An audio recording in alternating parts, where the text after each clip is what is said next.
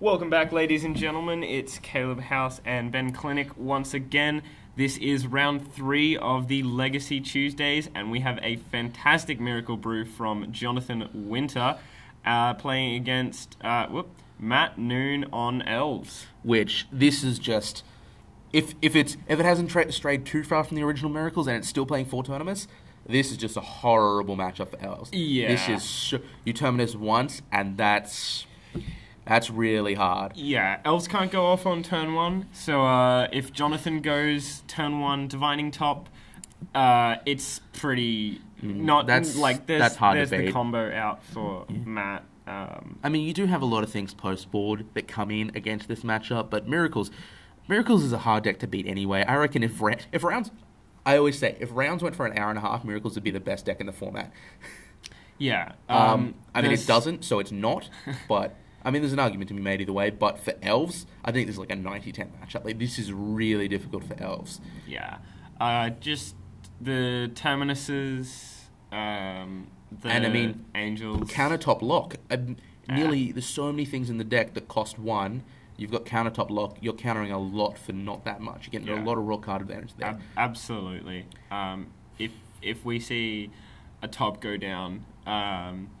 and he can't find the Terminus, he can always draw a card off that top and just leave it there and say, I'll counter your spell, I'll counter your spell. Yeah. Like, it's going to be really hard for Matt. Miracles has a lot of answers for this deck. Absolutely.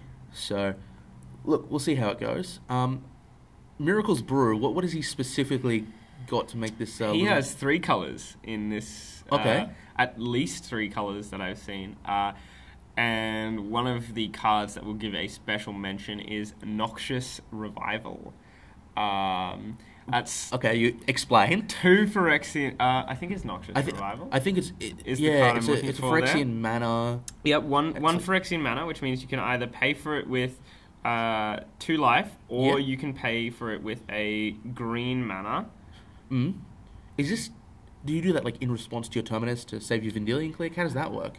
What does it actually do? Put target card from your graveyard on top of its owner's library. Okay. So, I mean... that wouldn't work. I'm trying to think of a purpose for this card. It's really good. We saw it in the vintage matchups, where Dan King got some great usage out of it against Boyd. Okay. Fernicola. He dropped a Noxious Revival to, regenerate his oath, to prevent Boyd from getting a flashback brainstorm. It put him further back, or it might have been an ancestral recall, put him further back for a turn.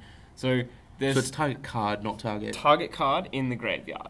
That's hilarious. And it's specifically put it back on top of its owner's library. So wait, can you cycle your own Terminus? Yeah, you can. Oh, okay. You can I see it. That Terminus works. And then put it back on top for 2 Phyrexian mana. I mean, that'll get you there. It's absolutely nuts. Is it instant?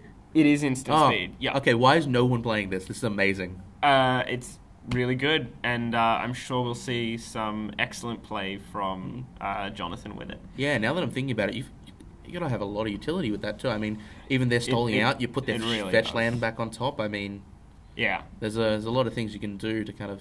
Or something you've wastelanded. I mean, if they're breaking on lands, you can just put it back and... Put your own wasteland back on top and just go to town, yeah. That's an interesting card that I haven't seen all that much. It's quite powerful, to be honest. Okay. And I mean, like we said, you can use it to stall them for an extra turn. Like I said, could be a time walk for 2 life. Exactly. Well, look, we got a strong opening from Matt here. Turn 1 Pheno on Elves. That's sort of what you want to do. Get your mana Elves there, right out there, right away. Yeah, and that's going to tap for 1 green, I believe, or is that tap 2? No, it's tap for 1 green. It's a Llanowar Elves. It's the original Llanowar Elves. Yeah. Or Elvish Mystic. Oh, we're going for a. Now this is something that Jonathan really wants to force of will. A turn 2 Glimpse with 2 spare mana in play is not going to look good. I don't think he's going to try and go off. I think he knows that he's up against Miracles. And the important thing when you're up against Miracles is maintain card advantage. You want to be able to get Terminus and have another 2 or 3 Elves to put down. Sure, but if he's not countering that, then... you still want to counter it, but I don't think he's going to try and combo off this turn. Fair enough. Yeah. That's fair enough. I mean, we could just see him power out a lot of elves here. You could just, I mean, you still have to find the Terminus. It's in your deck and it's the answer. But if Matt can represent a 3 or 4 turn clock here, that's a lot of pressure to try and find that Terminus within that time. Is that? I can't tell what that elf is. I think that's the Morph Elf, isn't it? I believe it's similar to the... You tap 2 elves and I believe you put... It generates a 1 green or something like that. Generates 1 mana of any colour, perhaps? Yeah, something like that. It's one of those ones... You could tap these 2 elves right now to do so. And that's going to work really well with that Nettle Sentinel. If we get...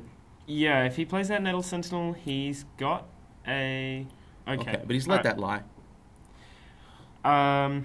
Don't quote me on that elf, but I believe that's what it does. That's fair. He's got another Glimpse of Nature in hand as well.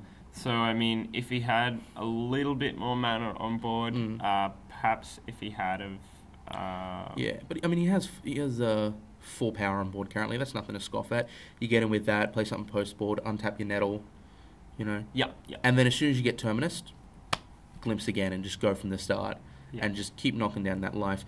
Like I was saying though, this is the lines I think you have to take, but they're still not optimal. Like, Miracles is such a hard deck to beat. Did I see a Temporal Mastery in Jonathan's hand? Yeah. I mean, Brainstorm is quite a common card to come up in Legacy, especially when you've got I've so heard many Brainstorm fetches. is a popular card in Legacy.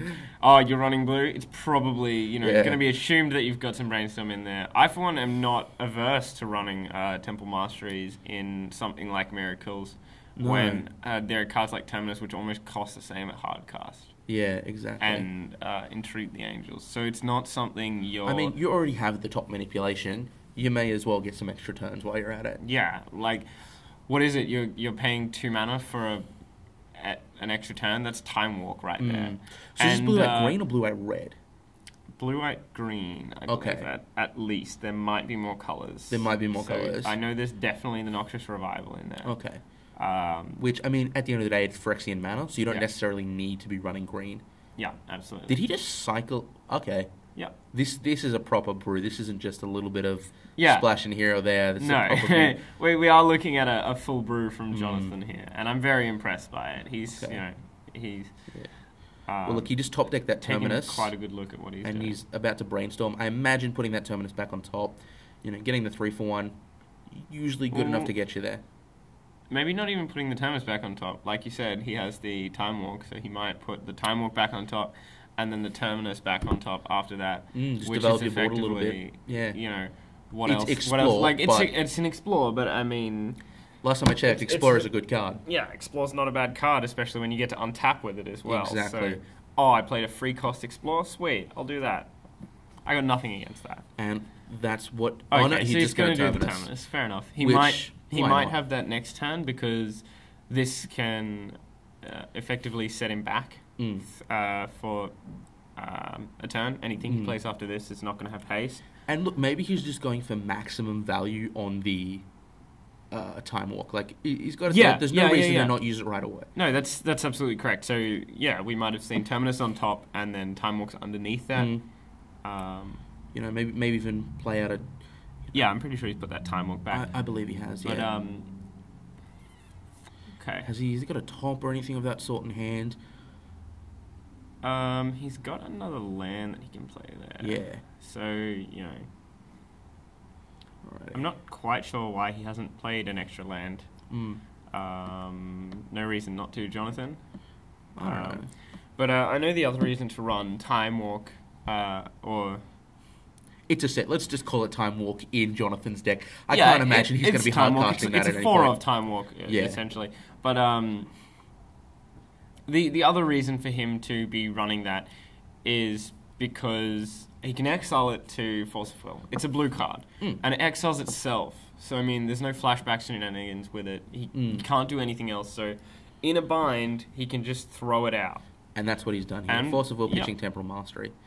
I think... That's what I'm waiting for, Temporal Mastery. Maybe...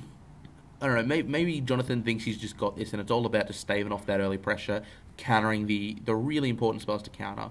So Yeah, and I'm fine with that, but I don't know. Okay, He had another one on top. Yeah, Okay, now we see the line. Maybe he drew two of them. Okay, Okay. cool. I'm fine with that, but I would have definitely played a land last turn. Yeah. Because that means he would have been on 3 land here.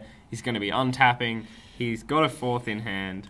Okay, so he's looking at his hand here. Obviously, he's top deck, and we have Entreat for 2. Yeah, why not? Entreat for 2, or would that be Entreat for 1? A bit Entreat for 1. Treat for 1. Yeah.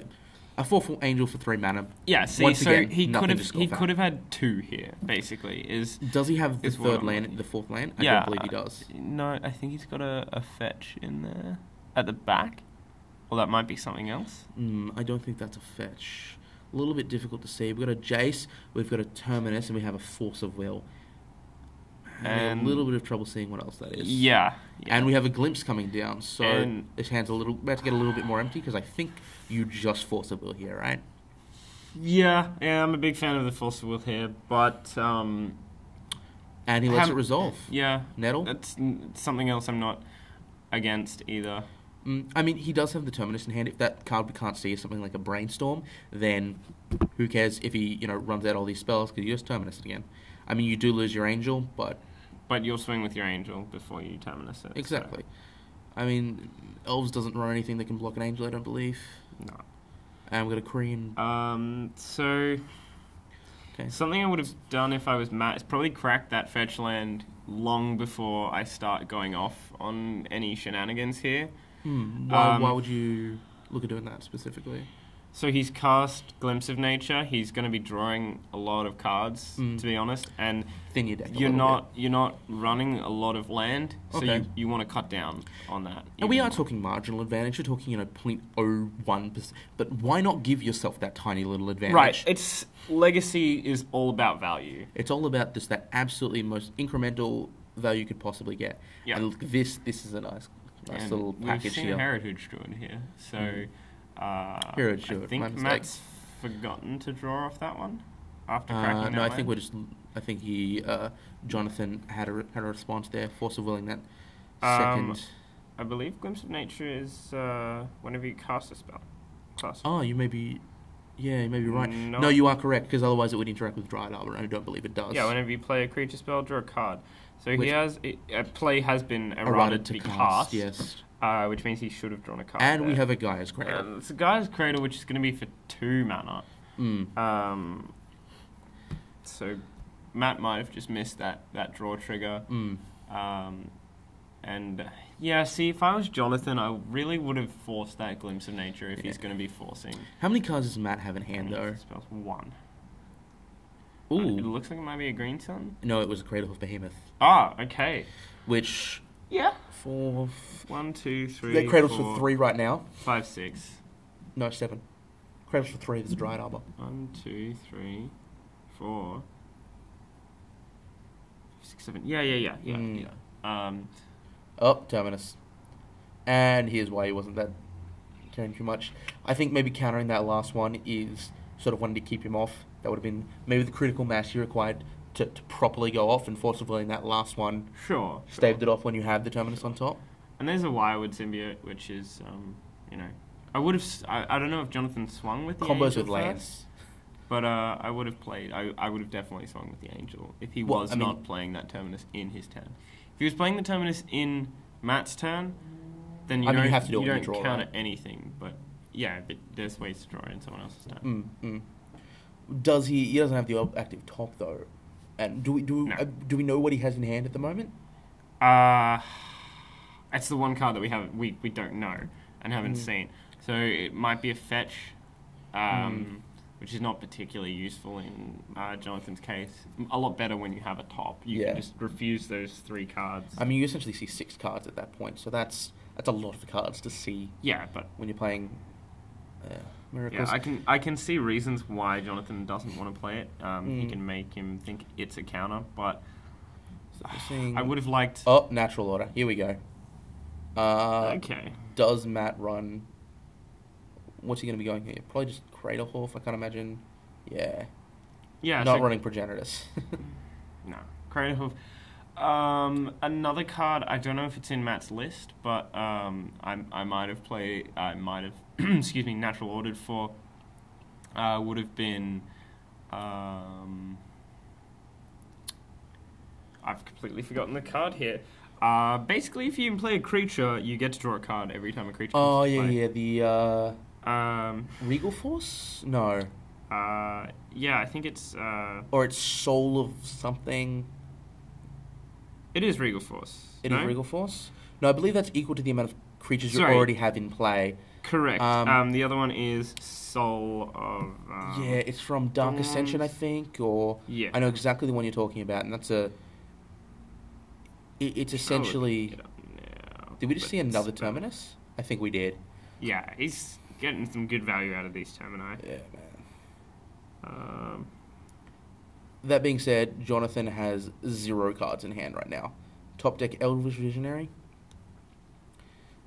And that's not where you want to be when you're playing blue-white control. Yeah, so there's a couple of downsides to Jonathan's Brew, but, I mean...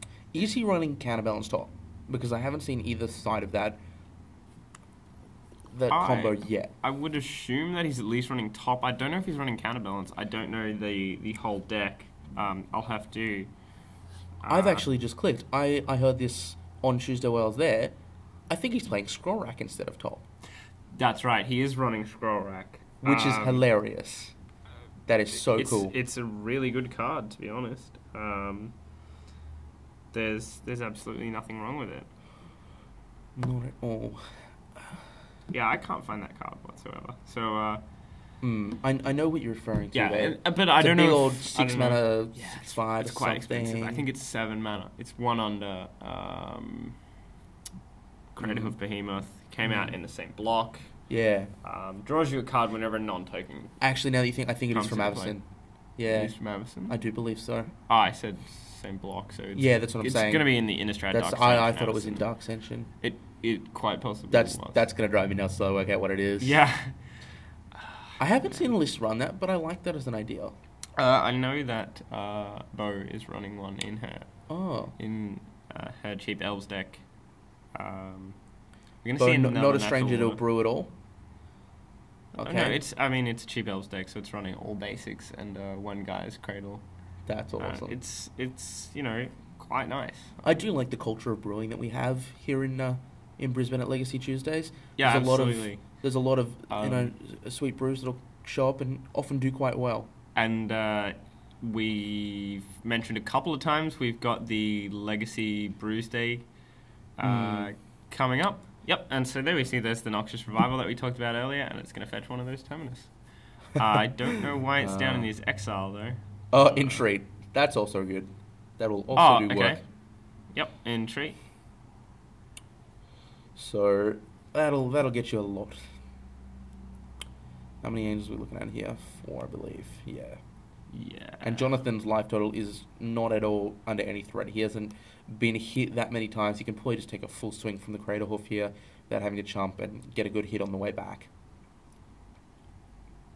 Yeah, and now he's just explaining that he's probably taking the 2 life here for Noxious Revival. No. He did that last turn. He did? The Noxious Revival was done last turn, yeah. Oh, I would have to, yes. Yeah. Oh, no, you could do it on upkeep, I suppose. Yeah. But I mean, it's you've had it in hand, so... why did Craterhoof not swing? I'm not gonna lie, I'm very confused as to the lines I've seen here.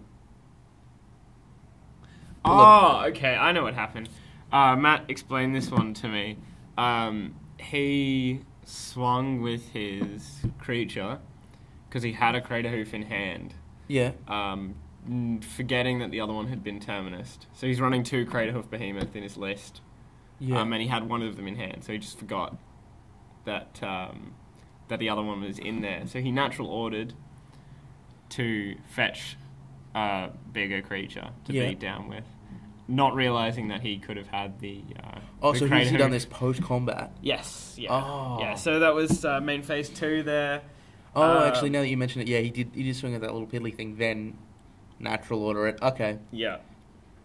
That's unfortunate for Matt. So, and from what I've been told, that would have been game if he had really? fetched. Yeah. Oh.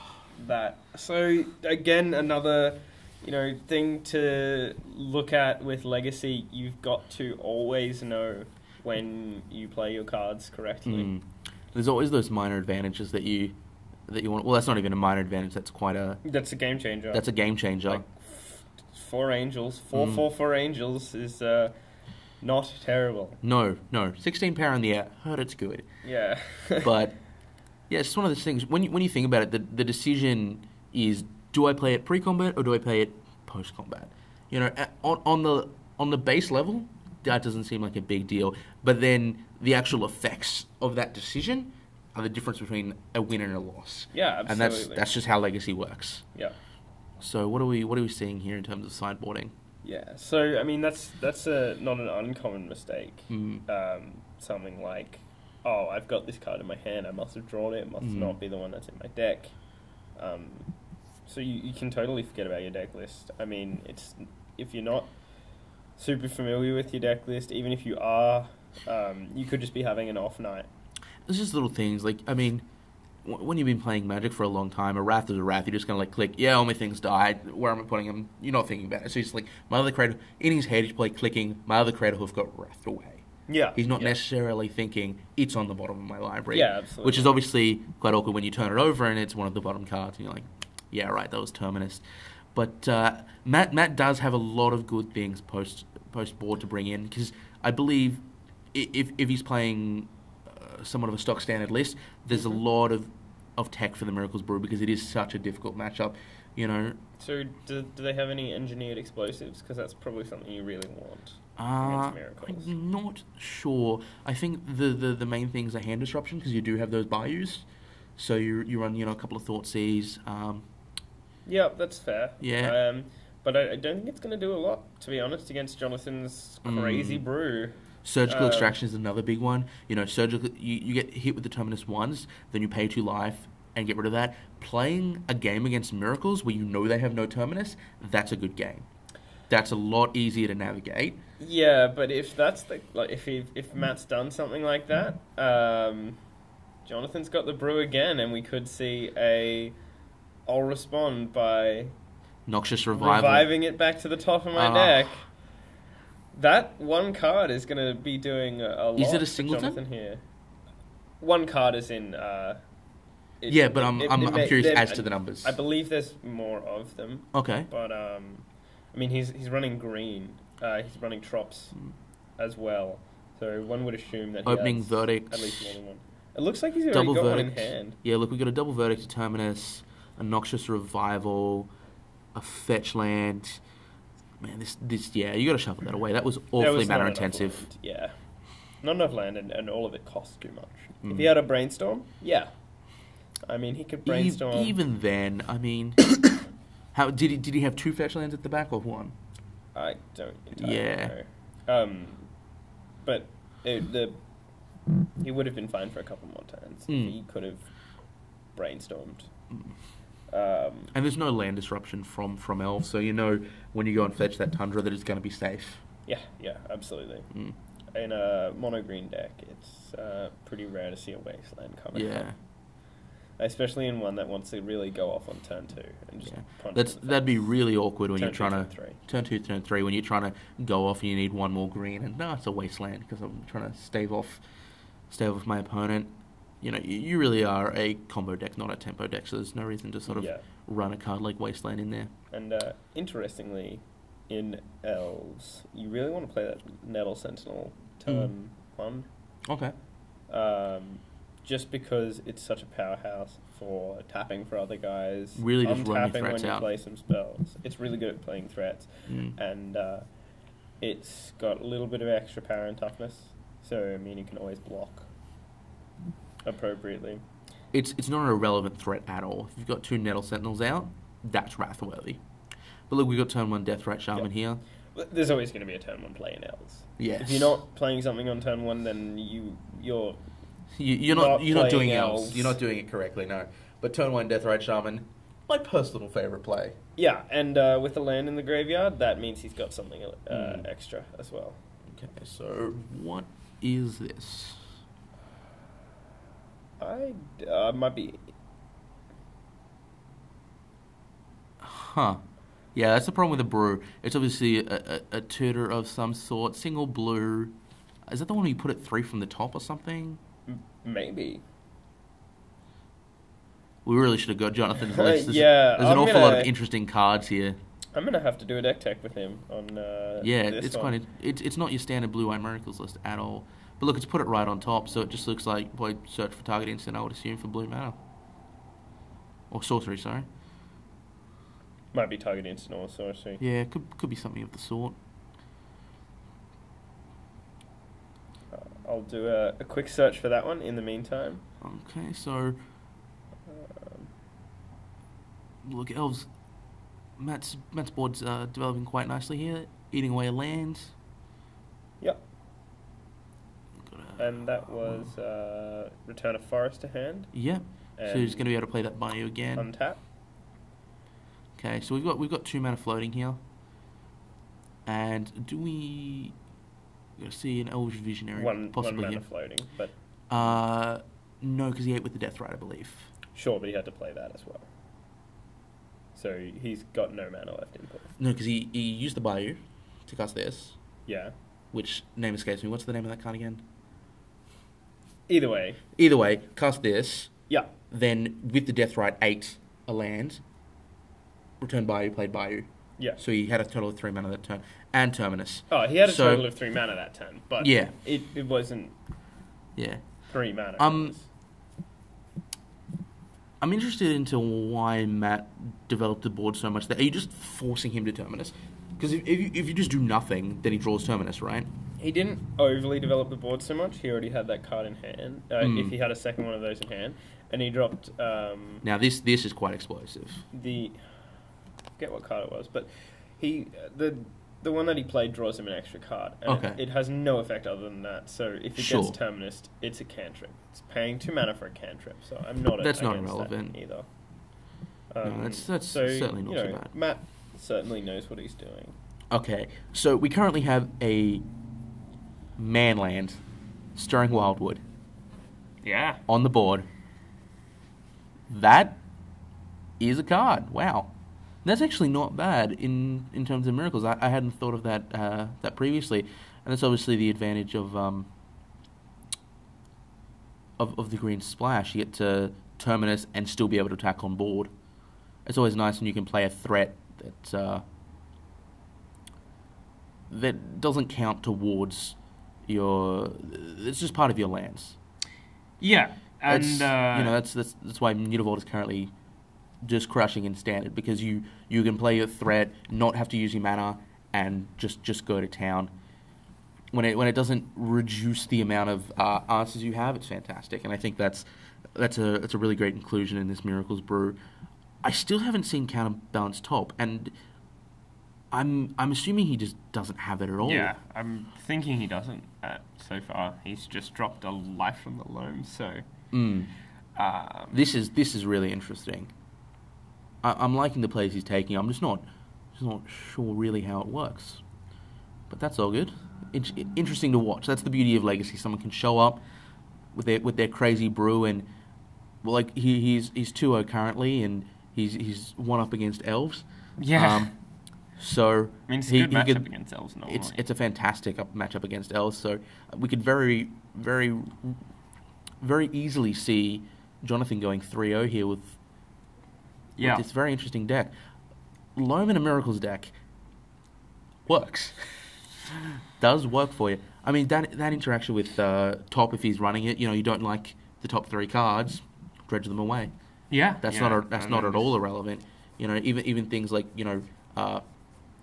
tap to draw with your top, dredging. Yep. So there's plenty of things you can do that end of turn. Then you can draw. There's a lot of interesting interactions you can do there. We've seen why would Symbiote beating for 1? Jonathan's quite an experienced player. He's quite talented, and I think maybe he's just built this deck in the way to give him so many options. It doesn't necessarily have a particular line it wants to take, but there's just so many options that he can use his skill to his advantage. Yeah, and being a format where you just want value, it seems he's just gone straight for that value that we were talking about. Now, expect to see another Tundra come out here, just in case he rips and Entreat the Angels. Blind. Yeah. So, yeah, Miracles is really a deck that requires quite a lot of skill intensiveness to play. Yeah, Ouch. it's not at all easy. And like hurt. I said earlier, I think it'd be the best deck in the format if rounds are an hour and a half, because those less skilled players would sort of, not necessarily less skilled, but less experienced with the deck, would be able to sort of take their time with it. You see the good blue-white Miracles players, they just lose for a very long time. They're going to time until they just absolutely know what they're doing, and then they just crush because they go so they're able to make those decisions quickly. Yep, and Entreat off the there's top. the extra Tundra. I don't like what Matt did. He had the Y-Wood symbiote, so I believe he could have returned a creature and saved it from that Supreme Verdict, which probably would have been that the one that was bouncing his lands for him, and he would have been able to play a Glimpse. Yeah. No, okay, he's got another natural order, but he was stuck on one land, and this is just even if you curve out perfectly, man, this is just such a difficult matchup for Elves. Yeah. I mean, I didn't want to call it when we sat down, but I honestly didn't see a scenario where Matt was going to realistically beat the Miracles deck. It's just such a difficult matchup. Yeah, absolutely. I think there are a couple of things he could have done in maybe one or two of those Glimpse of Natures coming down. Yeah, the Y-Wood symbiotes who could bounce his creature, untap something, tap it again, bounce the land, untap, draw, and get some crazy stuff off there. But bricking on 3 Nature's Claims and 3 Natural Orders and 2 Glimpse of Nature is not something you want to do. Celestial Colonnade, wow, that's okay. So we've seen more Verdicts, we've seen Meddling Mage. So he does have counterbalance. Yeah, so he's got at least one counterbalance there. He's got a Brainstorm. He's running those Temporal Masteries. This is obviously maybe sideboard stuff. Yeah, I believe this is stuff he's saying. There we go. It's a scroll rack. Another scroll rack. Okay, so he is running scroll rack over top from what we can tell. We just saw 3 of them. So we have to assume that's... unfortunately, we didn't get to see any in this game, but I do believe the next matchup we're going to be watching is Jonathan's Miracle Brews again. Yeah, it was a toss-up between recording Jonathan or Nick, and while Nick did manage to go at least 3-0, I wanted to get another glimpse of this. I really want to see it go off. Sweet brew. So let's see if we can look at his sideboard a bit more. There's some clicks, there's some surgical extractions. Was that a Baneslayer? I think I saw a Baneslayer in the back there. You might be right. There's a couple of Wastelands as well, I think. Yeah. So it looks pretty much like a standard Miracles brew. We're just we've got some scroll racks instead. We've probably got about 10 cards different, but we'd be surprised how much that changes how the deck plays. Absolutely. The Noxious Revivals are just a fantastic card to sort of put back on top and just go to town with. And I really like that he's running that one of Cycle card as well. Cycle land. Interacts well with any of your Miracles. If you don't have your top... or your dredging. That's a valid way to, do stuff. And Skorok is quite a good card in Miracles now that you think about it, because think about every time you draw your Miracle card and you have to wait for a Brainstorm to put it back on top. Yeah, Scroll Rack will let you do that. Get some amazing draws where you just put, temporal manipulation, Terminus, and just kind of go off. Yeah, and get a couple extra turns, but I mean, you could always set it so you had temporal manipulation, and then another one, and then something else, and then Terminus, and maybe activate the Scroll Rack in their turn, and just Terminus everything away after they've done a natural order. There's a lot of interesting things you can do with Scroll Rack, and I'm surprised we haven't seen it before. Maybe it is a little bit too dirtly, but I can't believe I'm saying it's a dirtly card in a deck that usually runs top. So, All right, that was Jonathan Winter's crazy Miracle Brew. I'm surprised by how changing just a few cards makes the deck makes it a completely different deck almost. It's only about 10 different cards, but it really changes the way it plays. It really changes the things he can do, and it confuses us, which I'm sure he's happy with. Absolutely. So unfortunately, we weren't able to spot all the cards. Some of them were absolutely nuts, and I had no idea what was going on. Yeah, there was some weird things in there, but I'm excited to see the next round where we'll get a proper look at it, and hopefully he can bust out some of that sweet tech. Yeah, he's going to be on cam for round 3, so with a bit more knowledge, hopefully we can give you a better explanation of everything that's going on there. But we're going to be looking forward to some things, like some more Noxious Revivals that did look like a 4 of that he was running. Yeah, I definitely want to see this. I think there was 3 or 4 scroll rack. I definitely want to see just a scroll rack putting back like 3 miracles and just going off. Yeah, that's if I see that, I will leave this happily. Yeah, that'll be fantastic. Hopefully, he is going to be bringing in some more stuff. Bringing this deck back for Legacy Brews Day, which we will have coverage of next week, and it is on the 21st. If this does get to go up before then. A lot of quality brewers. Going to be great. Maybe like 3 or 4 mainstays who just constantly like to brew, and this is kind of where they get to show off their skills. This is, of course, to celebrate Tim Collins leaving us, heading over to Japan. A fantastic brewer. And, doing some rice farming, I believe. Just kind of. Yes, yeah. Should be fun. He is doing that. So definitely come along. Definitely brew a deck. Some people might not be brewing a deck, and they suck. There's a lot of people who don't necessarily brew, but they like to bring decks that were relevant 4 years ago. If you're one of those people and you don't really want to brew, but you want to play an old classic that's no longer relevant, this is the perfect opportunity to do it. Absolutely, yeah. I saw someone playing. I can't even remember what it was. I think it was. There's just some really wacky decks from 4 or 5 years ago that you can bust out, and they'll be right on par with the power level. And some really interesting things. Come play High Tide. Come play High Tide. Don't come and play High Tide. We'll not put you on camera if you play High Tide. There's one person in the world who can play High Tide. I love that. High Tide represents like something like 3% of the meta currently in Legacy. Small. And then you look at it, 3% is a substantial amount for such a small deck, and you look at it, and it's like Feline, who's top 8 at 5 of the 6. So it doesn't. It's Feline or no one. Yeah, absolutely. But come along to Legacy Brews Days at Good Games 7 o'clock, or come along to Legacy Tuesdays. Check out the rest of their shows on the channel, and definitely come and play some Magic. And there's always some casual games just shooting around, so don't necessarily have to bring a brew. Just come have some games. Vintage also usually firing off in the corner, so always a bit of fun. Yeah.